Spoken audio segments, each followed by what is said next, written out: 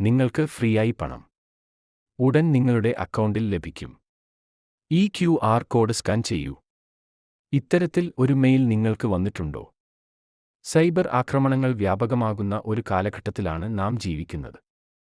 പലതരത്തിലുള്ള തട്ടിപ്പുകളാണ് സൈബർ ലോകത്ത് ഇപ്പോൾ നടക്കുന്നത്. QR കോഡ് തട്ടിപ്പിലൂടെ വരെ പണം കവർന്നെടുക്കാനാണ് തട്ടിപ്പുവീരന്മാരുടെ ശ്രമം. ഇമെയിലിൽ ഒരു QR കോഡ് വന്നാൽ ഉടൻ തന്നെ സ്കാൻ ചെയ്ത് ഉള്ളിൽ എന്താണെന്ന് അറിയാനുള്ള ആകാംക്ഷ ചിലർക്കെങ്കിലും ഉണ്ടാകും. എന്നാൽ ഇങ്ങനെ ഉണ്ടായാൽ QR കോഡ് സ്കാൻ ചെയ്യരുത്.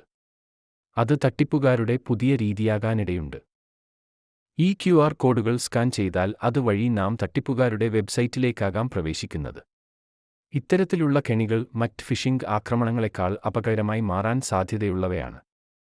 QR കോഡുകളിലൂടെ കെണിയൊരുക്കുന്ന QR കോഡ് ഫിഷിംഗ് അഥവാ ക്വിഷിംഗ് പുതിയ സോഷ്യൽ എഞ്ചിനീയറിംഗ് ഫിഷിംഗ് ആക്രമണമാണ്. സുരക്ഷിതമല്ലാത്ത സാഹചര്യങ്ങളിൽ ലഭിക്കുന്ന QR കോഡ് സ്കാൻ ചെയ്യുമ്പോൾ യൂസർ നെയിം, പാസ്വേഡുകൾ, വിലാസം, പിൻ നമ്പർ പോലുള്ള വ്യക്തിഗത ഡാറ്റ ചോരാൻ സാധ്യത കൂടുതലാണ്. സൈബർ സുരക്ഷയ്ക്ക് വലിയ വെല്ലുവിളി ഉയർത്തുന്ന ഇത്തരം തട്ടിപ്പുകൾ മറ്റ് ഫിഷിംഗ് ആക്രമണങ്ങളെക്കാൾ അപകടകരമാണ്.